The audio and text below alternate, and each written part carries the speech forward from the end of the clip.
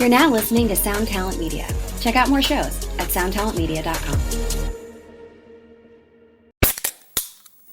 Hey, what's up, everyone? I'm Matt Migaki, the vocalist of Cryptopsy and the host of the Vox and Hops Metal Podcast, where I sit down with fellow metal musicians. We talk all about their lives and music while sharing killer craft beers. If you've ever wanted to sneak backstage and share a beer with one of your favorite musicians, well, Vox and Hops is the podcast for you. This week on the podcast, I dropped a killer episode with Johannes Ekström of Avatar. There is this episode and over 440 other ones to help you enjoy life, metal, and craft beer. So what are you waiting for? It's time to become a Vox and Hops head. Cheers!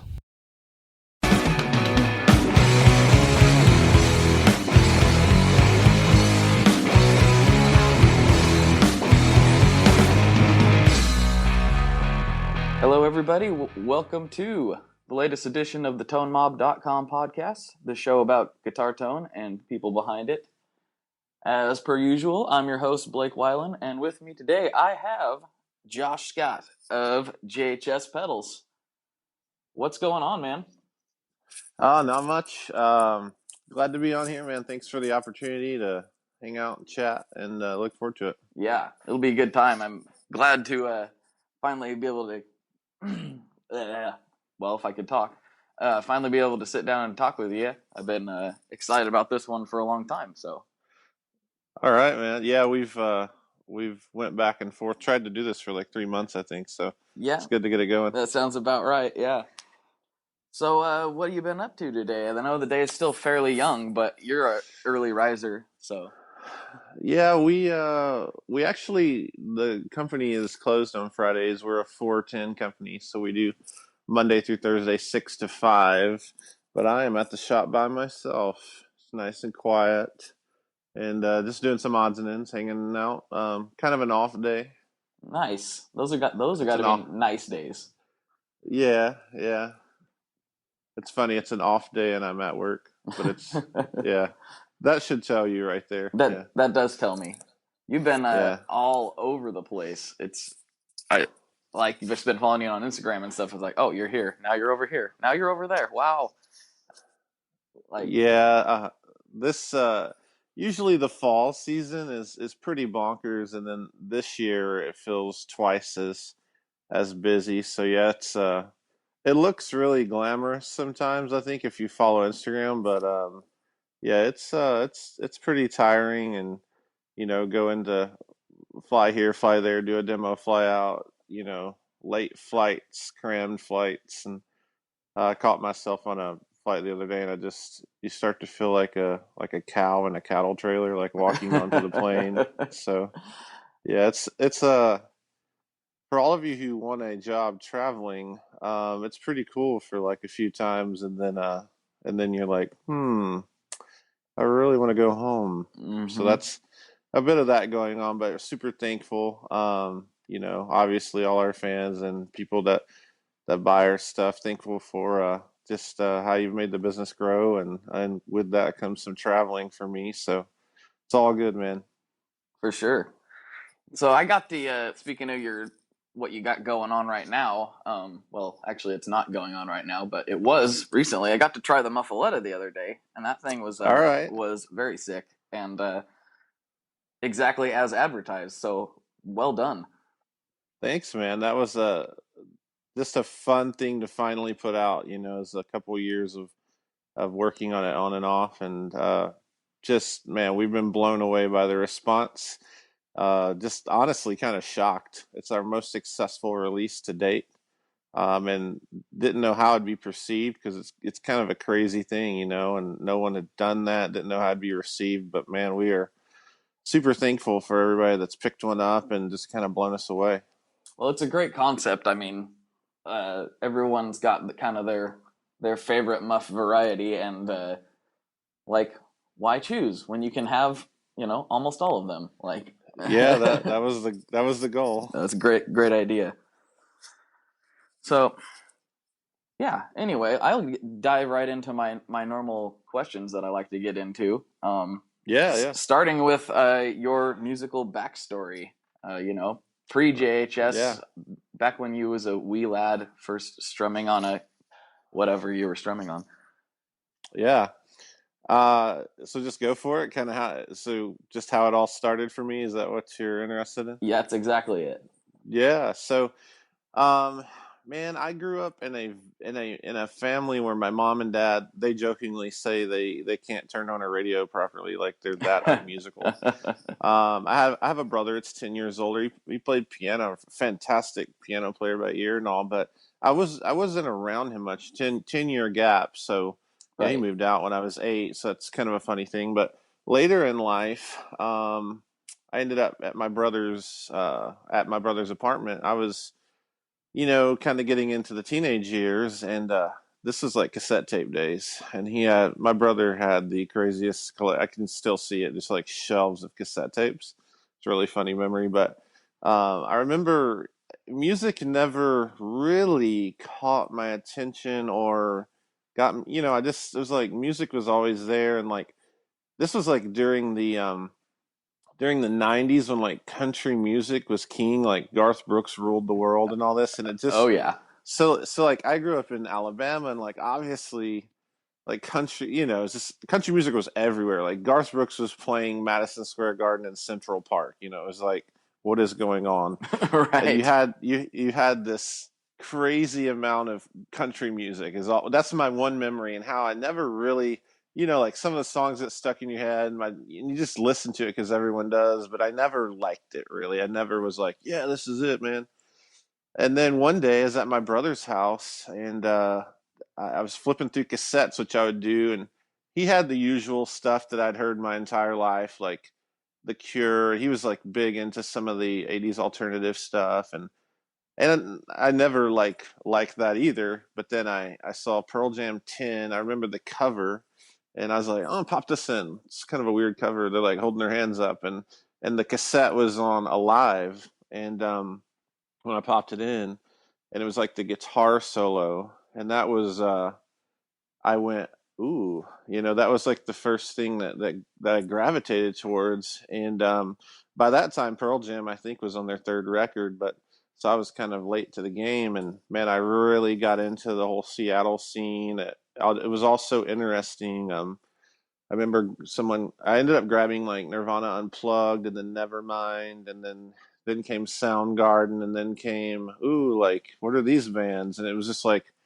that whole scene, even into stuff like Rage Against the Machine and Yes. all of that. And then I started to appreciate some of my brother's music. Like I was like, The Cure, they don't really suck. They're kind of cool. And then it was like Tears for Fears. Wow, that's interesting. And even stuff like Bruce Hornsby, all this stuff. He had this massive collection. I would just go over there and listen. And that's when MTV actually played videos.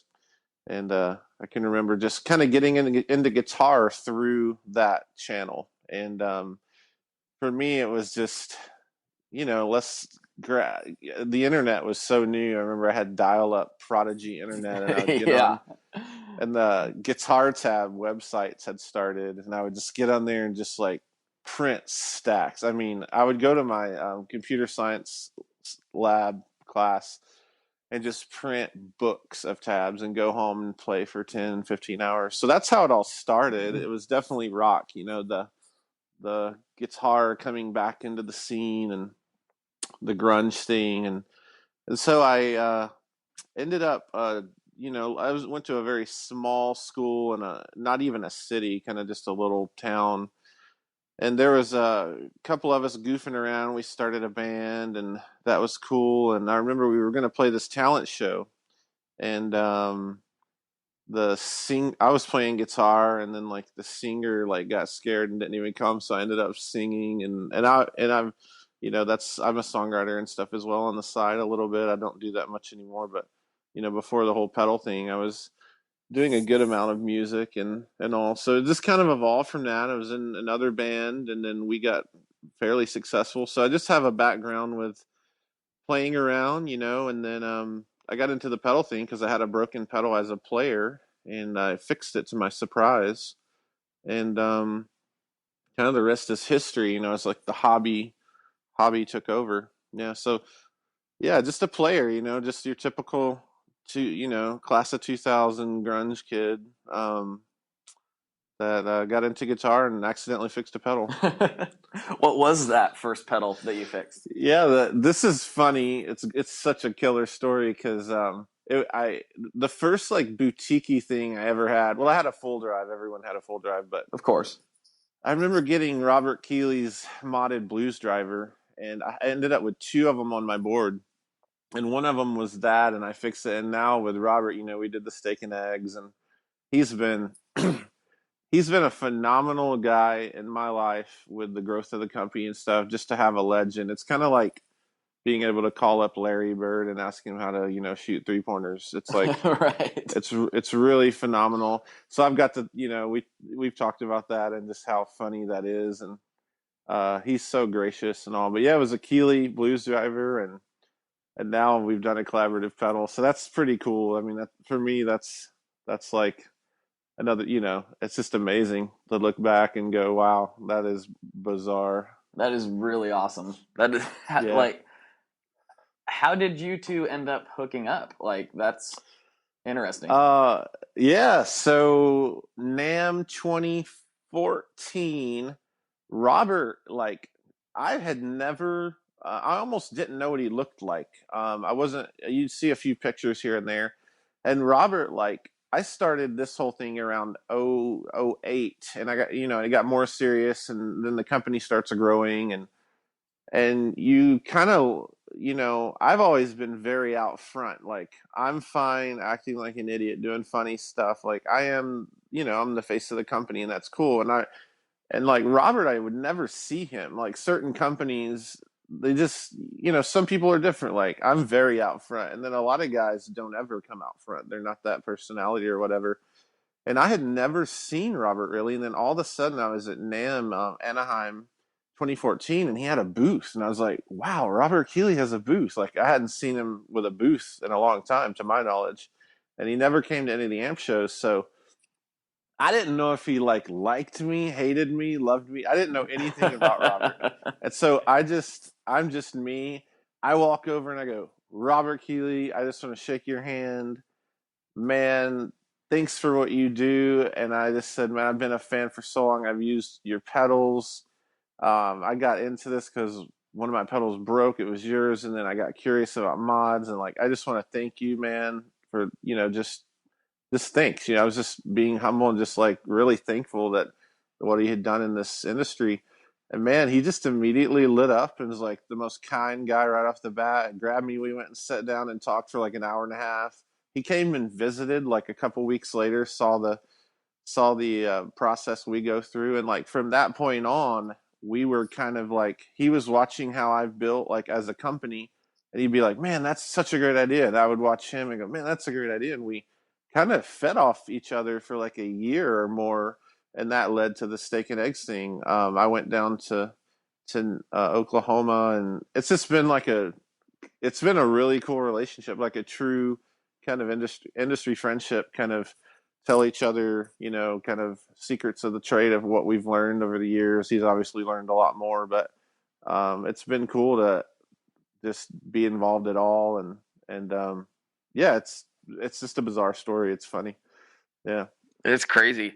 That's Yeah. that's so cool when that kind of thing happens. It's amazing. It's one of the things I really like about being so involved in this industry is everybody I've ran into is super cool. And I know that sounds cliche because everyone says it over and over again, but that's the truth. Like, everybody I've talked to, I'm like, man, that guy's a cool guy. I want to go have a beer with him. Like, Yeah, there are some of the greatest people, man, in the pedal industry, and it's just a good time to be in it.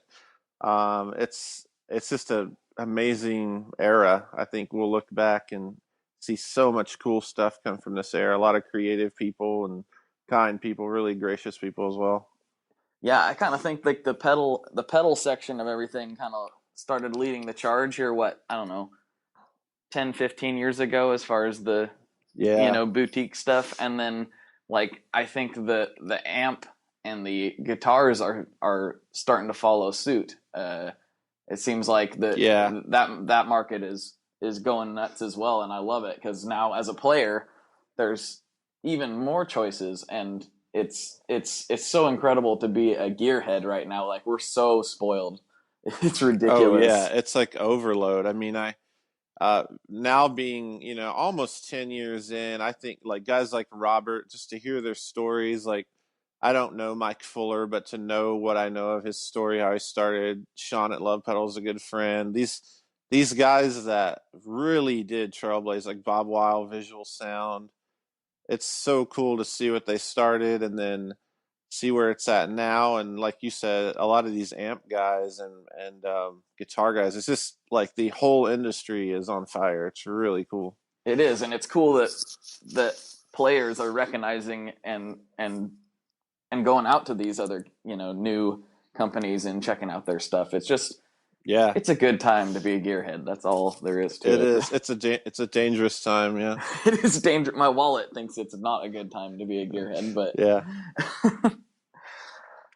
so yeah, that's cool. Let's see. Since we're talking, we've ventured into the gear. I should see. I know you've got lots at your disposal, but what is your current rig if you was to go like play a gig tomorrow? Yeah, and I do here and there when I'm in town. So my current rig will be. I have a lot of gear. I think you've probably seen pictures. But my current rig, my go-to stuff is some type of 112 amp. Like I've got a Morgan PR12. I have a Milkman Creamer. Those are both Princeton-esque things.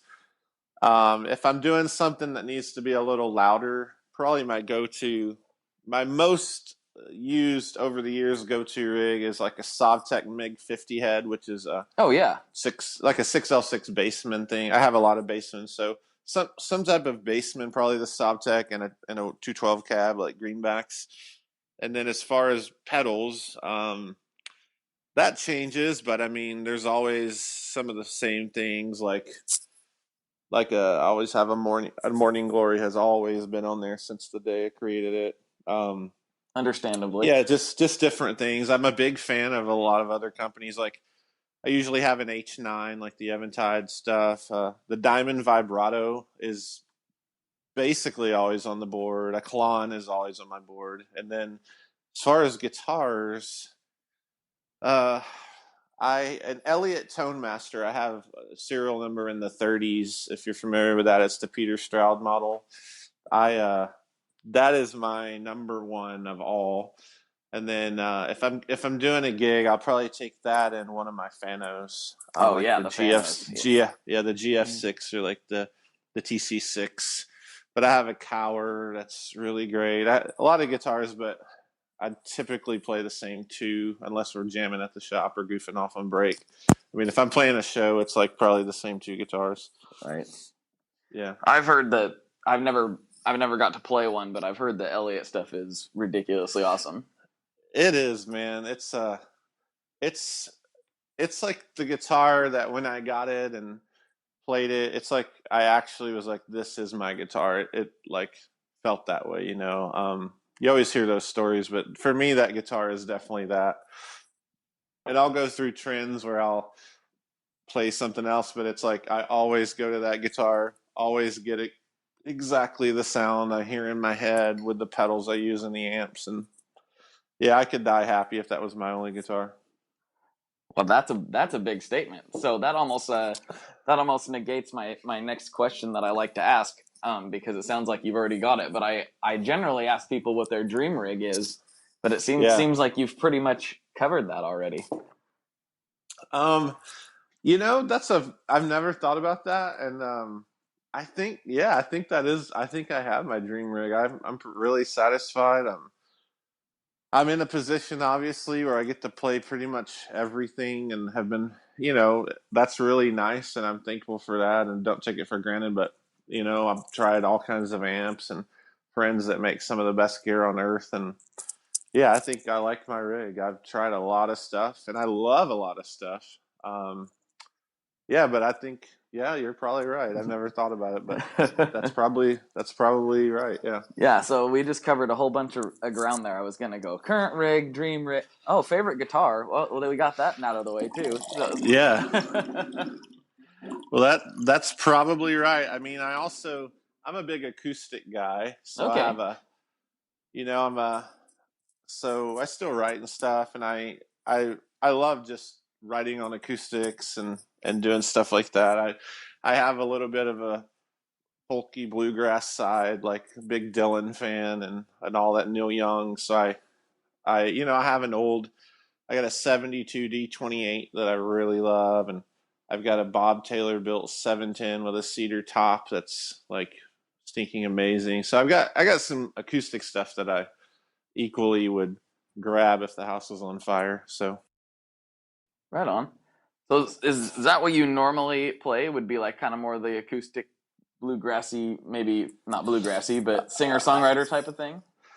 well, if I'm playing guitar, I always end up playing in like rock bands and gigs, which that's if someone's like, "Hey, come out to the club, play this show with me," or like there's a couple local artists I've played with, over the last few years, that's kind of what happens. Or I have a friend that has a studio, like, come over and track some guitars. I am typically like, JHS, the rock guy, like I can handle the kind of whatever in that genre. So I typically play more electric and all. Yeah. Gotcha. Yeah, that's usually what I end up doing too, and it's kind of where I gravitate. I like acoustic guitars, and I learned on acoustic guitars, but I always am more interested in electrics for whatever reason. But Yeah, totally. I'm probably equally interested. I always get asked to do the other, usually. yeah, I hear that. So do you have any yeah, you can choose not to answer this question if you would prefer. But do you have any Okay. little teasers or things in the pipeline that we should start revving our engines for? Yeah. I have a few things. I mean, if anyone's followed JHS over the last few years, we're there is a strategy to releases. We like to shock and awe you, and then put a teasers out and drive you crazy, and Mm-hmm. that's loved and hated, but mostly loved. But there are a few things that I can bring up. We have had the honor of Mr. Andy Timmons. If anyone, he has a lot of fans. You either kind of love him or don't know who he is. But he's an amazing guitar player. Just check him out. My favorite work is he covered the entire Sgt. Pepper's record instrumentally with a 3-piece band live. Wow.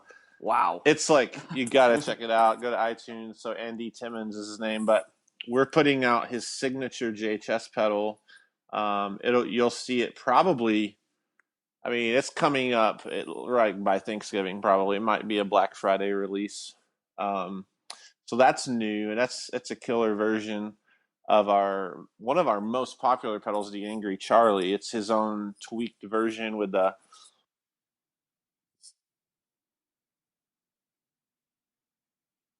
it's a Marshall kind of 800 sound. Yeah. But his version has like a 50-watt, 25-watt switch, and then different tapers on the EQ. It's really fantastic. So that's coming up, and we just shot some videos for that in Dallas. And we showed at the LA show. I have been busy now that I'm naming this stuff. I think you'll text me and I'll be in some other city. But yeah, we were in LA at the Van Nuys LA Amp show. Yeah.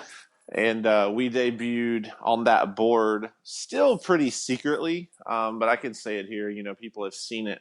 It's going to be a pedal that was the original idea of the color box. So the color box, a lot of you guys might know what that is.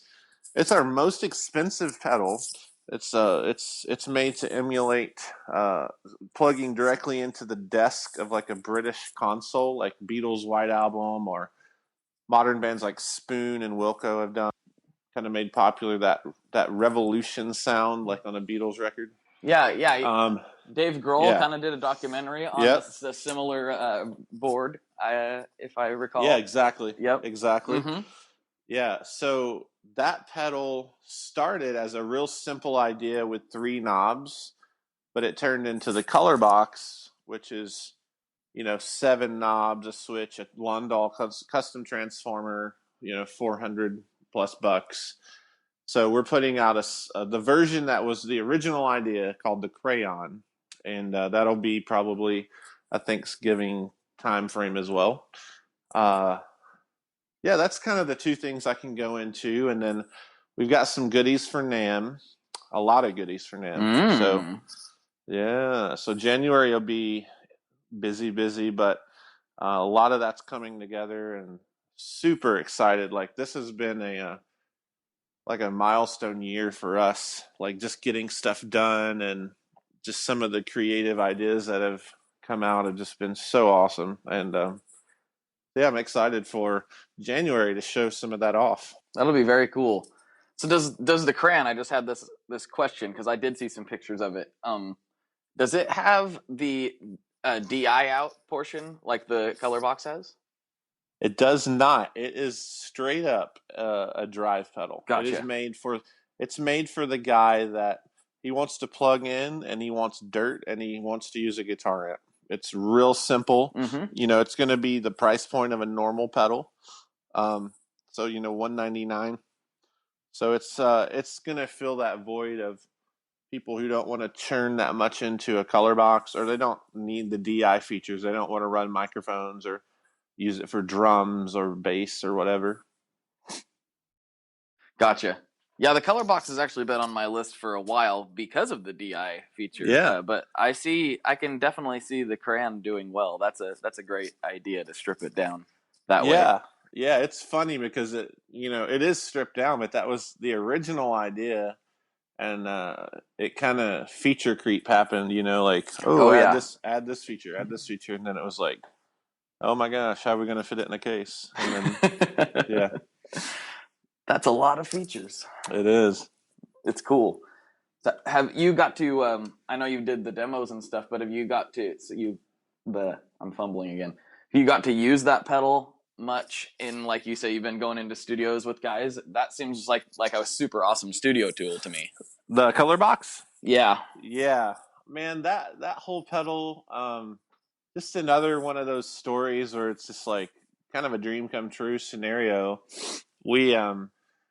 We finished that thing and worked about a year on it, really hard. I mean, the Muffaletta was 2 years, but kind of an unfocused 2 years of work while other things were being focused on. But the color box was like a year of really hard work to get that off the ground. I mean, it's just such a high level of engineering and, being self-taught and stuff. It's just like learning, like basically it was a college course along the way. And then getting that out and being really inspired by a lot of the Beatles type stuff. And then some of my favorite bands, like one of them is Spoon. And if you listen to like Gimme Fiction records where they're plugging directly into pre's and things, I would literally take those records, like especially Spoon and some of the Wilco, Jeff Tweedy, and Niles stuff. I would listen to that and we'd try to really get this box to do that thing so people could have it on their board, because there was no device on earth that did that sound for a pedal board. And, it's just difficult. And then we actually, we finished the pedal, and then Abbey Road lets us come in. We flew over to London and shot the initial videos in Studio 2. That was surreal. So we spent an entire day in Studio 2, which is where every Beatles record, I mean, the exception of just a few things, was recorded. So, I mean, we're in the room. You can go watch those demos. That was like surreal.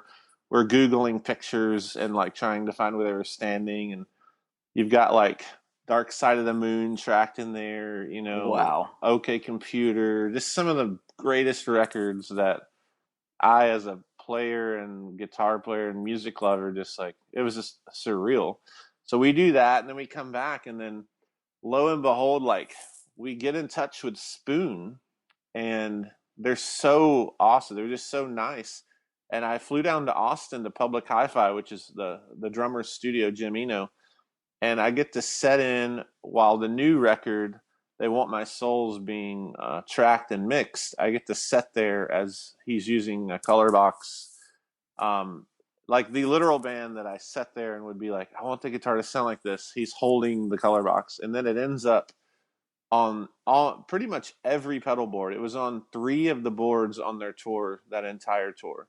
And they were using the color box to play the songs live that I had put on, that I was playing to try to get the. Does that make sense? Like I would be listening. I'd be listening to Gimme Fiction, like Beast and Dragon Adored, and I'd listen to that guitar solo, and I'd be like, "Does the color box nail this?" Yes, and then they end up using it live to do that song, and that was pretty amazing. That's incredible. It doesn't get. I mean, that was like the pinnacle of like, wow, this is like super amazing. And then I was in Chicago and got to swing by the Loft, and I met Jeff Tweedy. Walked in, and same scenario. He was, got a hold of it and loves it, and some of that. It's just crazy. Just really grateful for that experience, and like 2 of my biggest musical hero kind of things. Actually owning the pedal and using it in real life.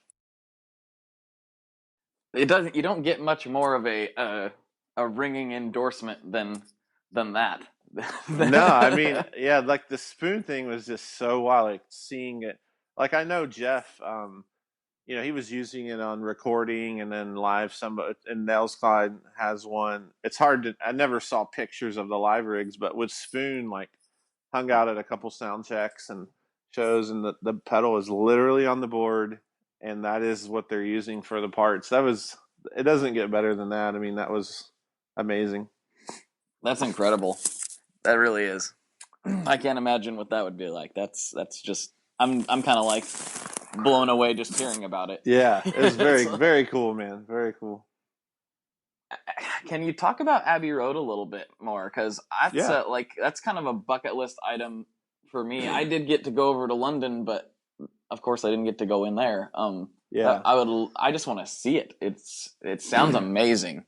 Yeah, so as a player, before the pedal thing, I also was always into recording, and I did a lot of engineer work. I produced a few things. Like I've always loved the studio stuff, so getting to go there was just surreal. I mean, in a nutshell, everyone's seen the front view with the wall and people drawing the wall. So, just getting to walk in the front door was amazing. And then, we walk in and we have a whole day there, and we basically we found like a tech rental service. We rented a few amps and guitars, had them delivered there, and basically treated it like they gave us the whole Studio 2, which is the stairwell room, which is the original, the Beatles room.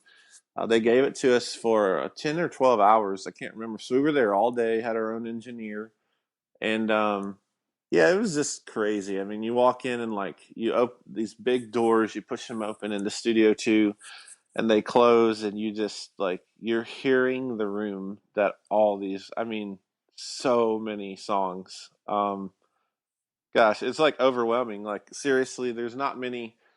Without being cheesy, it was just like there's not many musical things that can move you like that. I remember walking into the room and just thinking like, gosh, what songs have come out of here? I mean, just lists. I mean, if you're a Beatles fan, like everyone probably is, and their work, like you could hear that room. When you walk in the room, you start realizing, oh, I've heard this room. You really can hear that room. And then just having this, somewhat of a private tour through some of the things, like we got to prowl through the mic locker. Saw like Ringo's drum mics and one of Lennon's mics and stuff that they were sure that they had used. And, my engineer guy that was there, he's probably in his mid-20s. And it was funny. He was kind of disinterested. It was just old news to him. But I'd be walking through like, man, you have to tell me anything. Like, tell me, like, what's been used on what? I'm just like geeking out. And he's kind of like, yeah, like they had these speakers hanging up for like talkback speakers, like basically just Right. glorified PA. He's like, yeah, that's what Dark Side of the Moon was mixed on. They're not that good, so we put them out here. And I'm just like, oh my god, there's the speakers dark. And then he's, he points over. He's like, yeah, and another pink. That's the Hammond organ you hear all over Dark Side of the Moon. It's just like setting in the corner. And then he takes us into the reverb chamber, the tile room. So it is like any echo you hear on those Beatles records, they were shooting it into that room and recapturing it. Got to go stand in there. It's just so cool to go up the stairwell, to look down, and there's so many pictures of Lennon and McCartney sitting in front of those windows, looking down into the studio. Just amazing. The baffles, the original baffles. Even stories, like they were really kind to spend some time with us telling us some of the stories.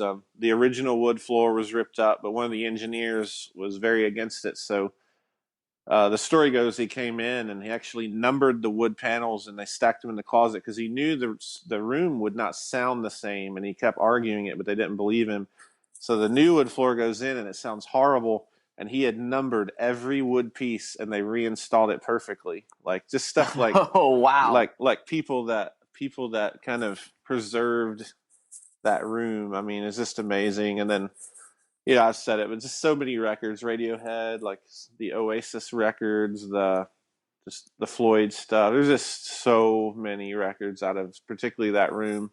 Studio One is down the hall, and that's your Star Wars soundtrack, Lord of the Rings. That's where the big symphonies do stuff. That was surreal too. That room is huge.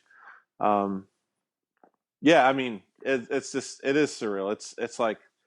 It's like a mecca or something, to get to see and hear the stories of. Just so much happened in that building. I'm still kind of Yeah, laughing inside about that engineer guy. yeah. Oh He yeah, told him. they don't sound that good. It's like, it's just one of the most iconic records of all time was mixed on them, but they're not that good. Yeah, Like, okay, well, all right yeah, then. yeah. It's just, and he's funny because you could tell he's like so tired of working there. Sort of like he had this attitude, like, yeah, like they're doing like these Abbey Road, like the horns. It's like the VST plugin stuff for studios. He's like, yeah, they've been like recording the horns thing, and I'm just so sick of hearing horns. Like where they basically go in and sample horns in the room, or strings, or like Abbey Road drums as a plugin you can buy. Gotcha. He was like, yeah, I just have to sit there for like 10 hours while a guy hits a tom, and they're like sampling, and you could just tell he's like, yeah, this is cool, but I mean, I'm over it. It was bizarre. Yeah, well, I get it though. I mean, when when you work somewhere like that, it's probably loses its magic. Oh yeah, eventually it would just become a job, unfortunately. Especially if Right. somebody's just whacking on a tom for 2 hours, you Yeah. would start to go insane.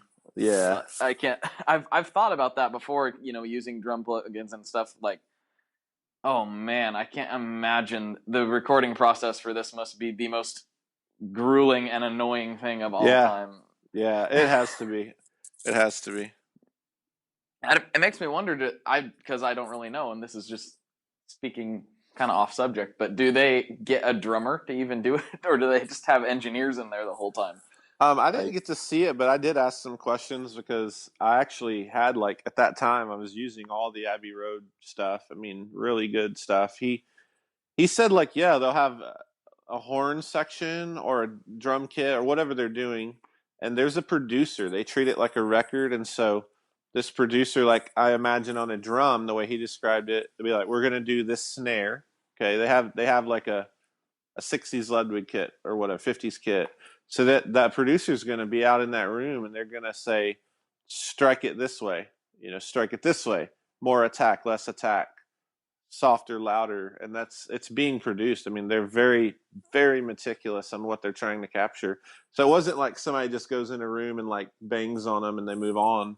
I think it's probably weeks of work. I mean, from what it sounded like, especially the horns. I mean, you can imagine the oh man, emphasis on like one note, like a trumpet. You can do a one note so many ways.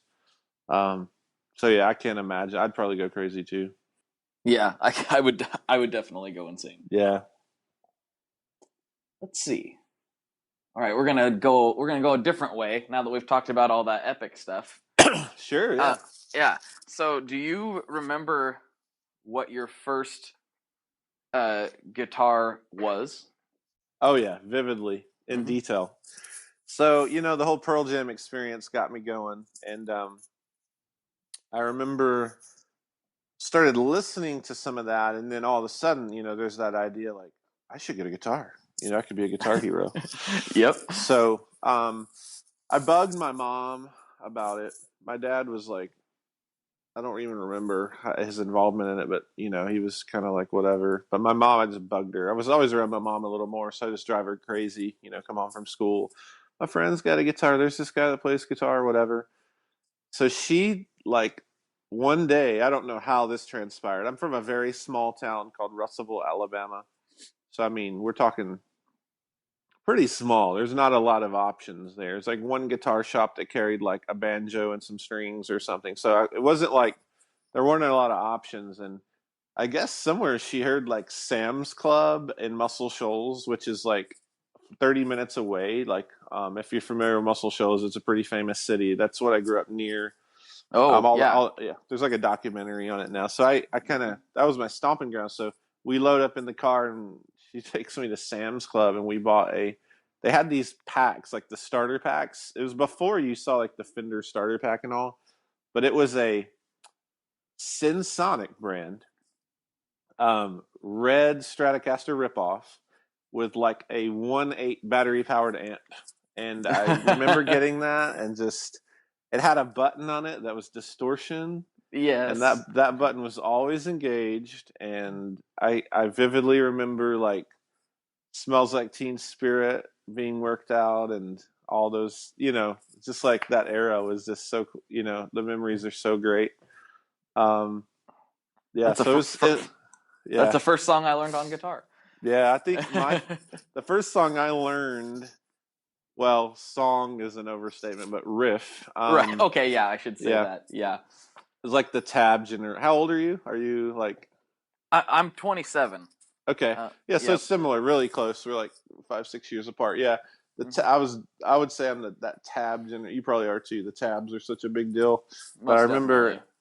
Everclear Santa Monica. The Yes. da Yes. da na na na na na. Yeah. It's just like when I learned that, I was like, I'm gonna be famous. That's right. And Yes. I didn't really know yet, move to the 4 or 5 of the chord, but I was just like that one riff on the one there was just like money.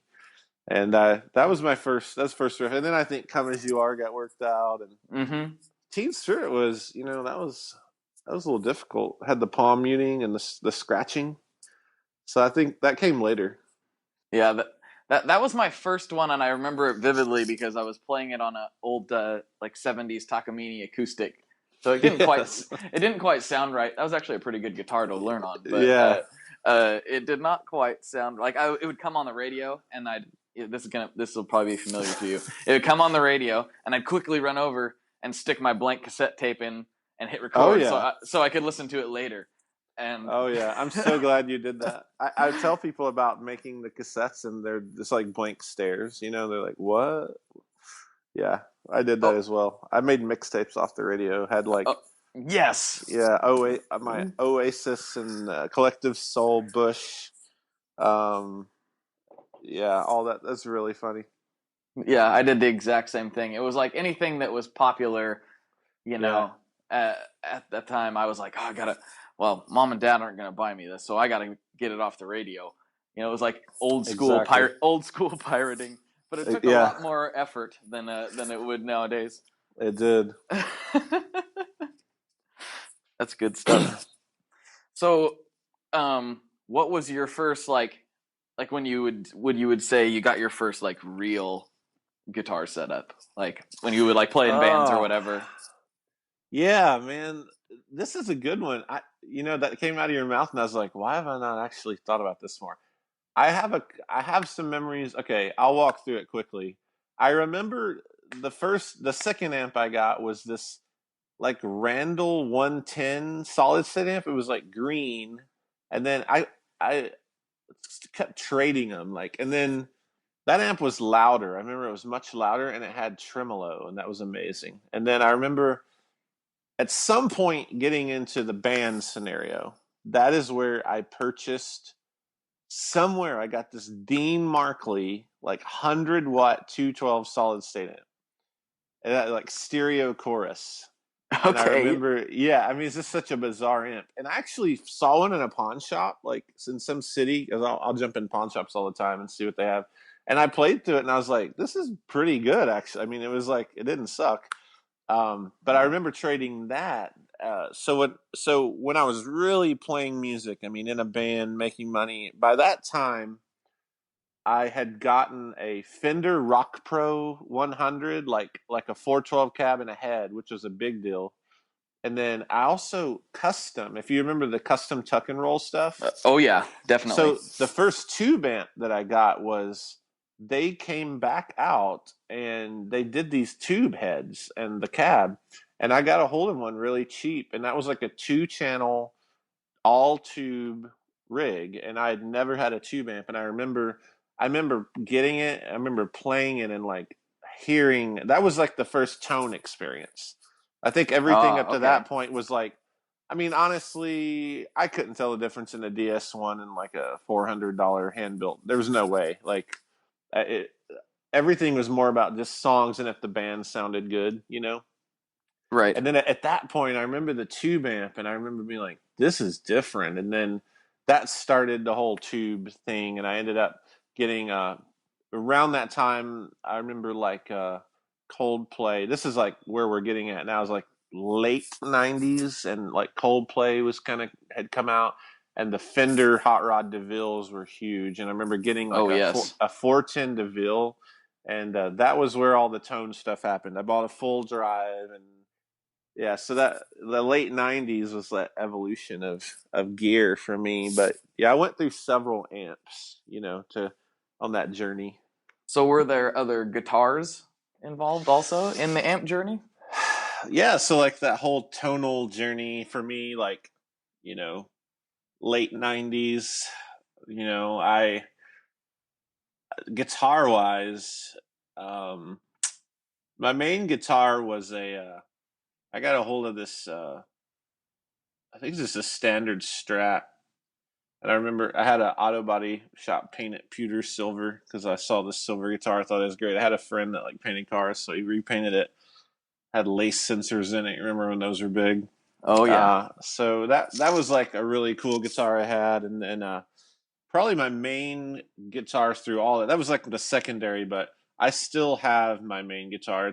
I have a lot of gear, and I get rid of a lot of gear, but I will always keep this Telecaster. I was in a club and bought this guy's Telly.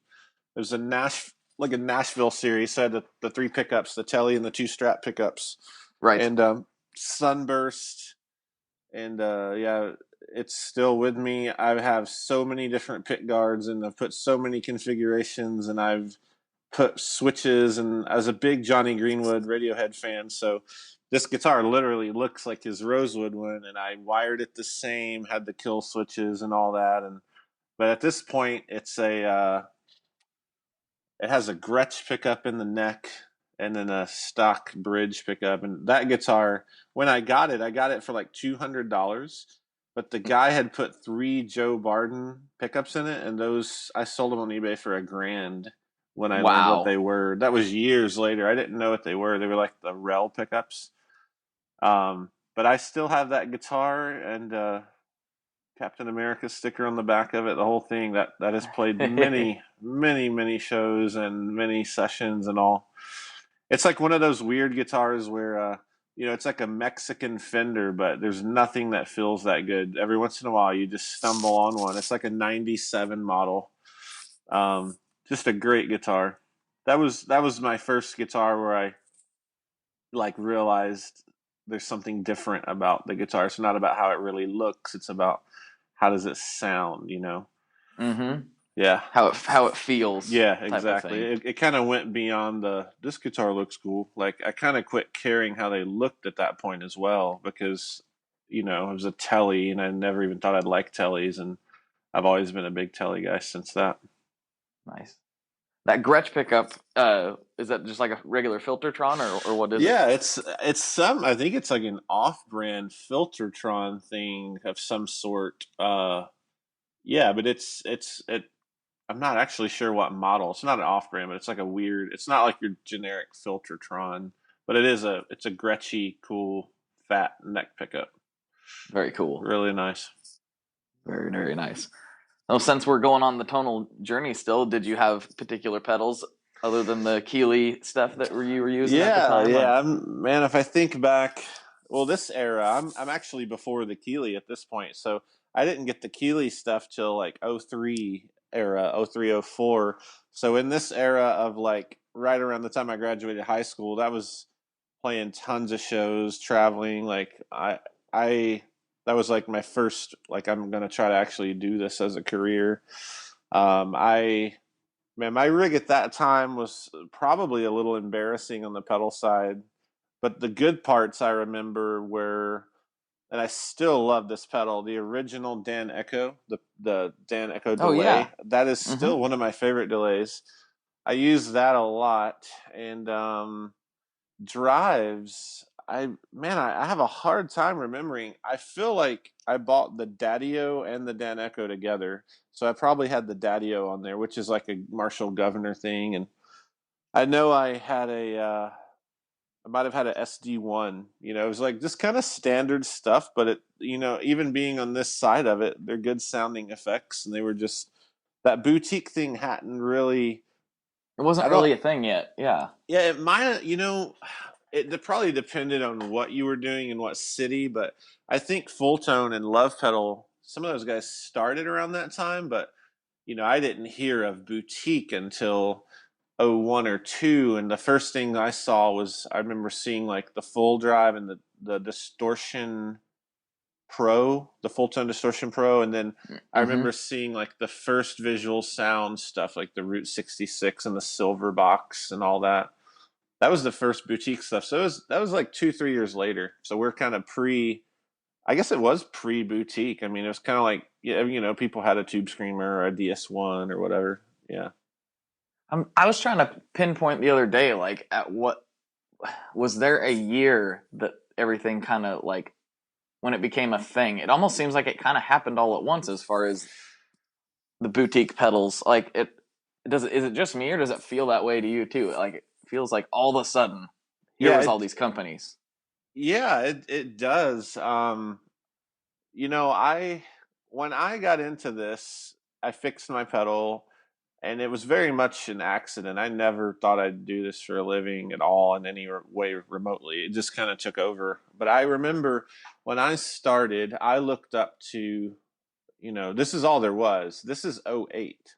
Well, '07 and like late '07. So this paints a picture of what existed that I saw. That now I know, like, Earthquaker actually existed, and Catlin Bread, and there was Diamond, but they must have just been very small, compared. And social media wasn't a thing either. That's another big deal, because For sure. social media can make you seem bigger than you are, and I think there's, or like, more out there than you are, but now it's such a big piece of how we hunt for gear and stuff. But I remember like '07, '08, like Full Tone. I remember calling Mike Fuller and being like, hey man, I've got this, this is like 2003 or 4. I remember calling, he answers in the shop, which is crazy.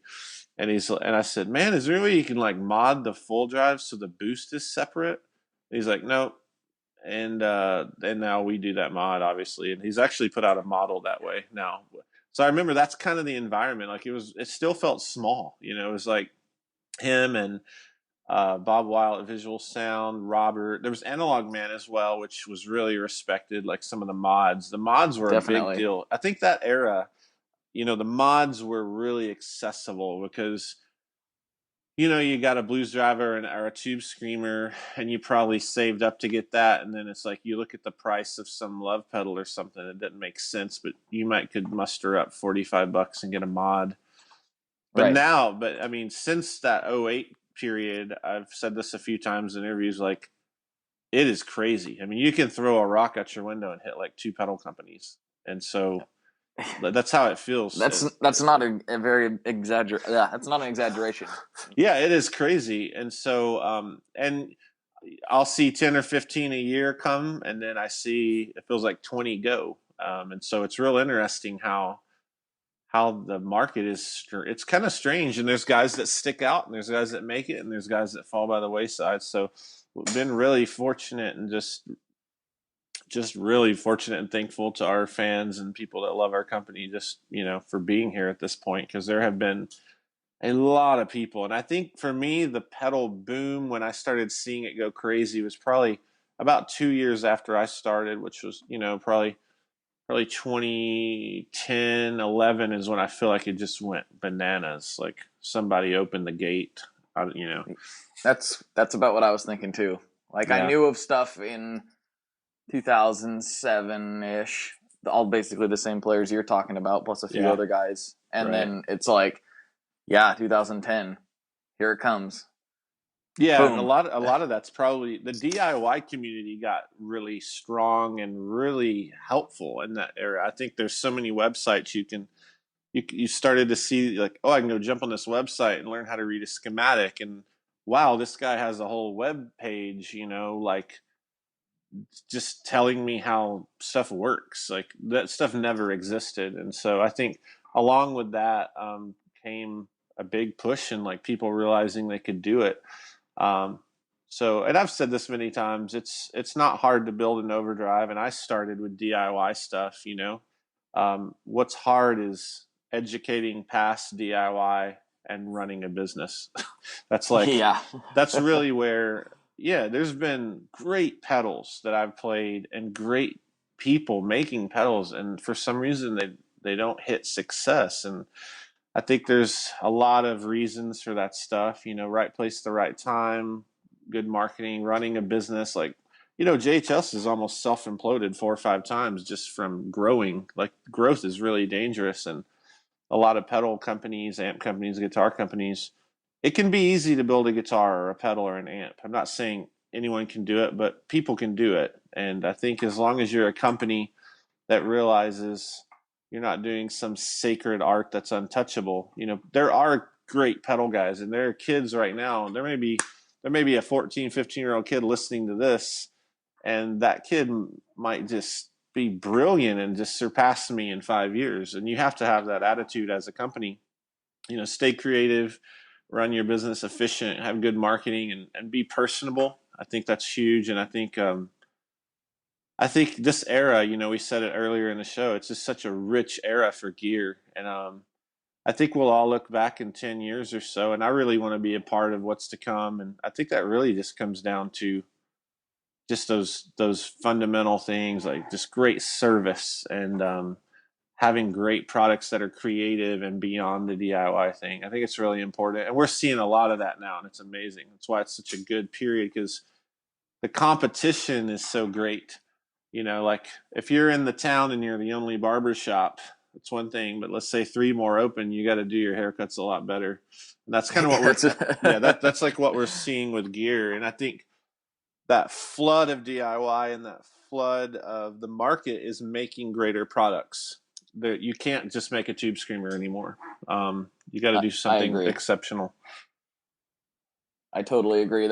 I think that's why we're seeing what we're seeing is people are realizing, companies are realizing, yeah, like you say, a tube screamer or a clone is not going to cut it anymore. Like exactly. That's not going to float your boat for very long. Yeah, and those are great things. I mean, who doesn't love both of those? But it's just like you have to find something that's great. What is great? And it's kind of like people defining that. That's really cool to see. Cool to be a part of. One of the things I think that's interesting about what you guys do over there, besides having cool products, is continuing doing the recasing and the mods to other stuff. There's not a whole lot of people that get to your, where you're at and continue to do that kind of work. It makes it I think, very interesting for people to see those one-off projects. Yeah, I started what I did by, I had a broken Keeley pedal, fixed it, and then I got a stock version of that. And I sat down with a notebook, and I didn't know what I was doing, and I wrote down these numbers and what he had changed. And I wanted to learn what he was doing. And so we started, I started with modifying boss pedals, and moved on to these other brands. And then, some of my favorite circuits, like a black box blues breaker, I started tweaking that and thought, man, people would love this in its own form. And that came to Morning Glory. And then, like my Rat became the All American. And so that's how it all started. And I really value the modification side and that custom feel, because when I started, like, mod my pedal, or man, build me this custom blues breaker thing, and like your Morning Glory idea, and like, I want to look like this. And I really love a lot of it is those memories of how the company started, and just being able to do that, like offer somebody. At this point, you've seen, if you follow our Instagram, I think it's just so cool how it's evolved. Like the digital printing, we can make your pedal look so awesome. And I love that. I love that custom feel. And as long as we can do that, I want to offer, the hand-built line that you get in stores, but I also want you to be able to call us up or email us and have your grandmother's face painted on your pedal or whatever you want. I just think it's cool. And as long as we can, we'll do it. We've almost stopped it several times, but it's good. It still makes a little bit of money. We're not getting rich off of it, but it's worth doing. And I think people really love it, Yeah, and I think it's worth doing from the what you were saying about being personable. That's about as personable of a touch as you can get. Yeah, as far exactly. as the company is concerned. I think that's just an awesome thing to keep doing, from a just a, I don't know, like a branding perspective almost. Yeah. It just sets you apart that much more, and it is cool. It is really cool. So I appreciate that. That means a lot. Yeah, that's why I keep doing it. I hope people love it. Seems like they do. yeah, I got eyeballing a few things in my cabinet that could probably do a recase right now. I have the pedal cabinet of Yeah, well, dude, you get them together and email me, and I'll hook you up with some friend pricing. So Ooh, yeah, all right, man. feed the habit. Well, it's dangerous, man. All right, well, I know you've listened to the show before, so you kind of know what I'm about to say. I think we've eclipsed that hour mark by a little ways, and everyone's already asleep, or they're at home playing with their JHS pedals, and we're but a distant memory.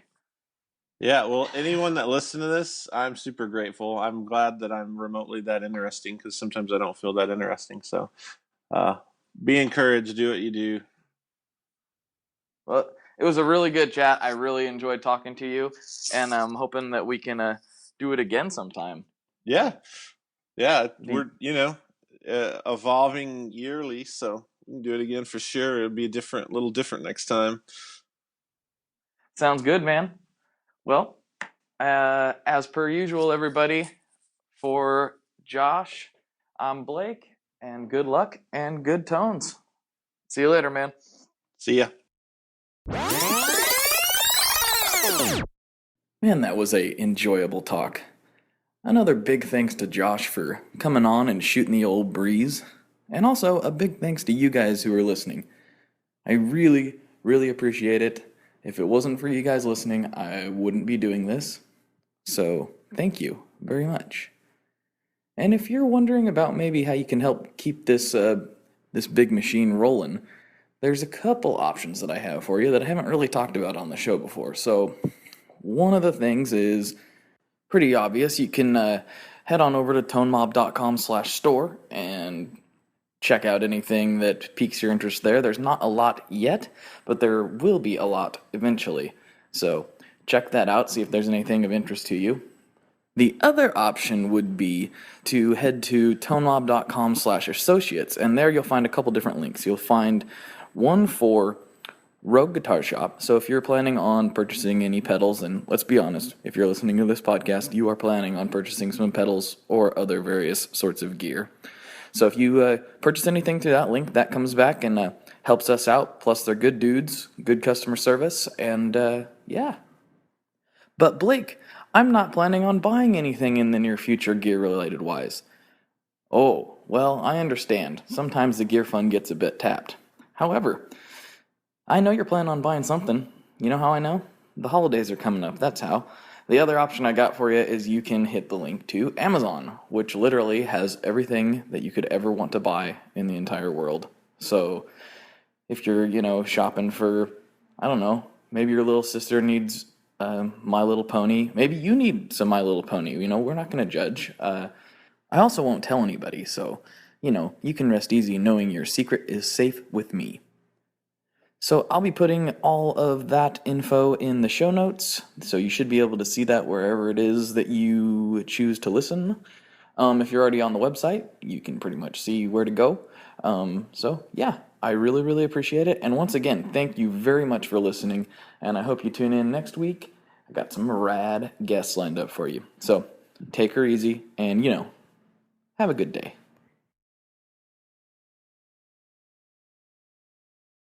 One last thing before we totally sign off here, I just want to remind you that if you do any shopping at Stringjoy, that's Stringjoy guitar strings made in Nashville, that will help me out as well. As I've said for years, I'm heavily involved in that company, and I really do think they're making the best products on the market.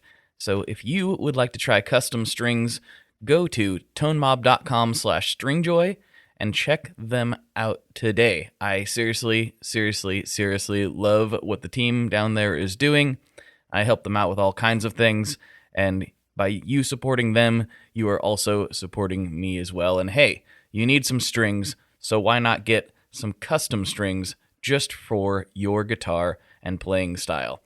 Again, the link for that is tonemob.com/stringjoy, and that will take you right to their website, and you can do all your shopping through there, and that will help everyone involved out. So thank you very much.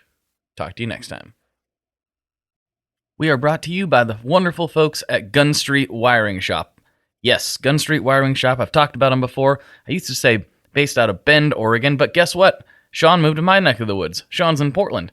Sean is awesome and has helped me with a bunch of stuff lately. And if you have wiring needs for your guitar, he can help you too. If you want to get weird with it, he can get weird. If you just need to spruce things up a little bit, there's your guy.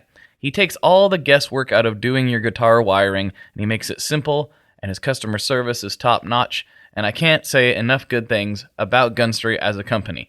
I really respect Sean and what he's all about, and the product is top-notch. I've got 3 different guitars that now have Gun Street harnesses in them, and I could not be happier.